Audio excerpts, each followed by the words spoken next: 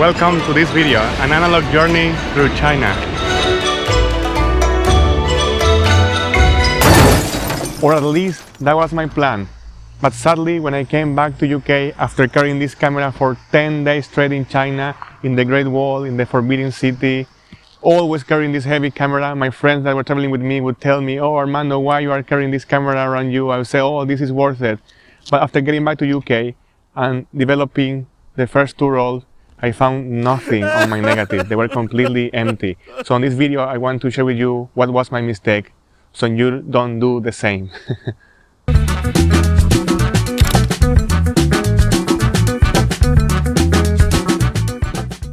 The big mistake I made in this case was to travel with a camera that I was not familiar with.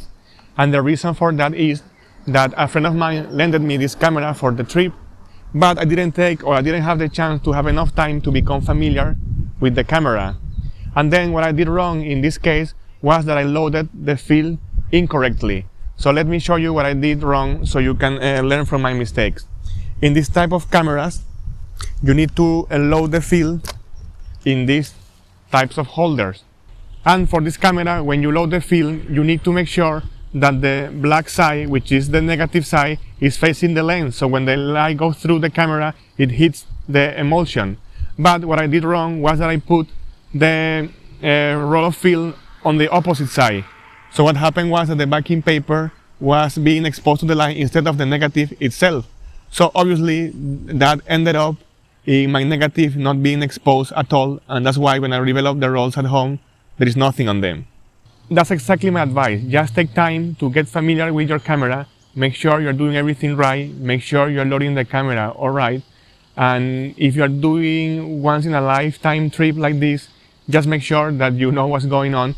In my mind, I thought I remember, once I was in China, I was rushing all the time, waking up early, going to bed late, so I really didn't stop or took time to just look what I was doing and analyze, because it was a bit of common sense.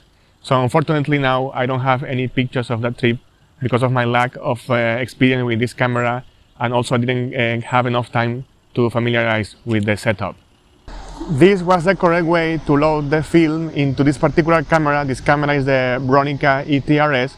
So as I said, the back of the paper had to be facing the lens instead of this side. And I did this not only one or two times, I did it 8 times because I shot 8 rolls, which are all of them empty now. So don't be like me. Next time you are going to a special occasion or a trip, just make sure you know exactly what you're doing, take your time, sit down and think what you're doing, and make sure everything makes sense so you will have successful analog photos. Luckily, I also took my digital camera with me, my trusty Fujifilm X-T2, and I still was able to take some cool photos of the street of China. So I will leave you with those.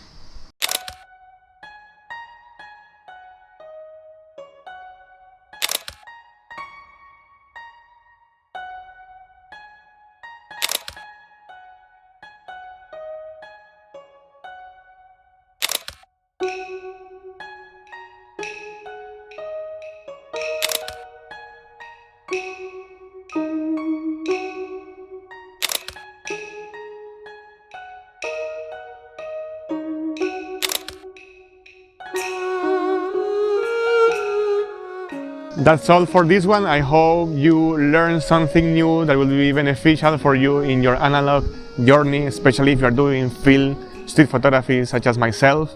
Over here I have a video as well where I give you also useful advice to be successful when shooting film for street photography.